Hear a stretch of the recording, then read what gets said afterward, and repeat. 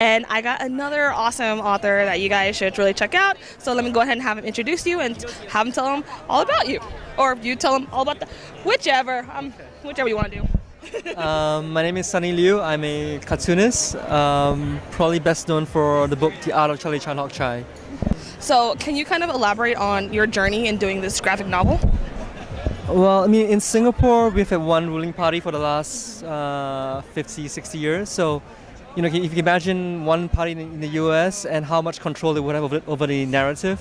Yeah. So that was the kind of situation we were facing, that I was kind of facing. And I wanted to do a book that explored, you know, alternative narratives of that history. And I wanted to do it through a book about a fictional comic artist. So I thought it'd be interesting to create a fictional character with a fictional body of work and should somehow tell a story through that.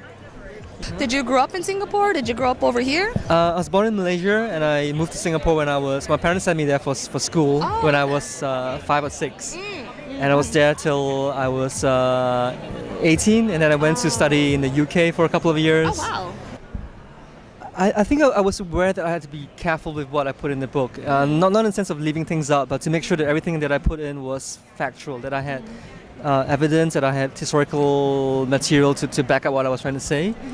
And I think that's largely been, you know, and I think that's, you know, once you do that, you don't really have too much to fear in Singapore. We're not North Korea, we're not, you think of Saudi Arabia or something. And so we as long as you are honest and you are truthful, they can't really prosecute you for doing what you do.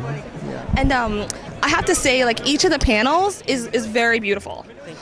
So can you tell us about the process of that? Like, it seems like it's different medias, and I'm not too well versed in cartooning, so I'm not too sure, but they're all wonderful different styles. Can you talk more about that? So part of the idea was to create all these different comics that Charlie Chan would have created during the time. And I wanted to have a lot of different styles because, you know, history can be a little bit dry. So I wanted to create a lot of different visual styles that would constantly engage the reader. And that meant trying to recreate the art styles from the 1950s on to the 1990s, right? So in that we have things like influences from Walt Kelly's Pogo, Tezuka, Frank Miller's Dark Knight, even Dan Dare from the UK, so a whole range of styles. Yeah, because even for those who are not familiar with that, you still get a sense of it, almost like you went back in time and drew all this. For all the styles, which one was the most hardest for you to create? You know, they were all hard. You know, I would never know when I finished a section whether I could pull off the next one, right? So I would be kind of sweating until I actually drew it, colored it, scanned it, and it looked okay on screen. And I said, okay, I've managed to get through this part. You know, so it was all difficult. Yeah. What has been your reaction from fans when they say like about this kind of different side of history in Singapore? Some of them, I think that the best thing that I've heard is that they were surprised to find certain things in there that they thought couldn't be true, and then they look it up and say, oh yeah, it did happen, right? So I hope the book has been, will be, and continue to be part of the dialogue about Singapore's history. I think that's the most important thing to me. So after this book, do you have any further projects connected with this, or do you have any other projects coming up? I'm not doing anything about Singapore per se, but I am doing research on a book that I tell people it's about capitalism, which, you know, involves the entire world.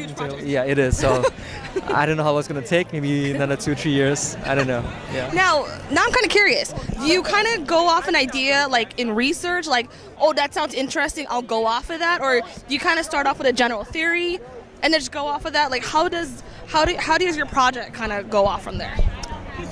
I mean, it depends on the kind of book I'm doing. A lot of my projects are actually, I'm just the artist, so I'll just get a script from the writer and I'll draw that out. So, but for my own books, you know, I have to find an idea that I'm really engaged with, or you know, a topic that I feel is interesting but I don't know a lot about, that I want to do more research and find out more about, and then once I can learn it, to find a way to tell a story around it. I think that for me is a interesting challenge. Yeah. So, history, Singapore history, capitalism. Do you have any like dream projects? Like, do you ever hope to write like a murder mystery or something like that? I want to do a book on every genre: horror, crime. You know, just to find interesting ways of doing that genre in an interesting way. I think. Yeah. And then And then just kind of personal history a little bit. How did you yourself get into cartooning? When I was 19 years old, I did my own comic strip and I sent it into a paper in Singapore, and they actually published it as a daily strip for a year. So once it happened, I knew I wanted to do comics for, if I could make a career out of it, I think.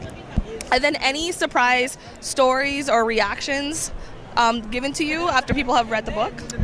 I would say that the thing that surprised me most was that there were parents telling me that their kids who young as 10 or 12 who enjoyed the book. I'm not sure they get all of it, but I think they get enough out of it that they enjoy reading it. And that's been a surprise because I would have thought that the book would be pitched a little higher, like 15 or 16. So it's been gratifying to hear that people younger, further on the history. Yeah. That's kind of because you hear a lot about not misinterpretation, but like underrepresentation in history. So that's great that you had a foot in it. What is like kind of your hope with this book? Like in general, like do you hope more people will like read more into history or just kind of take a different look? Like what is like your kind of hope that people will take away with this book? For sure. I mean, it's not a comprehensive history. I mean, it's just one book, and I hope that if readers find it interesting, that they will go out and find out more about our history, and not just our history, but to just in general have a sense that all narratives are subjective, and that we should always have our critical kind of faculties engaged when reading any story or any history. Really fun question. Okay. If you can go back in time to any part of history, where would you go? Whoa. I've been reading a book called Homo Sapiens recently, so I think it'd be interesting to visit the last Neanderthal. What do you call those guys? The Neanderthals? The Neanderthals. Really? To see the last one. They kill you though. No, I want to see what happened to the last one and how he died or how she died. You want to see the very last one? Yeah. You just kind of want to see the demise? I want to see what happened to this and whole... you want to go, oh, so that's what it was? That was the downfall? Yeah. So you're kind of being smug about it, like, haha, that's how you died? No. I'll come back and tell people this is what really happened to them. Yeah. Another fun question. What is your favorite comics to read and like your favorite influences? I would say Calvin and Hobbes is still the one that touches my heart, and every time I see it, yeah. Well, thank you so much for taking the time. Congratulations on your book. It's really amazing, really cool. Thank you so much.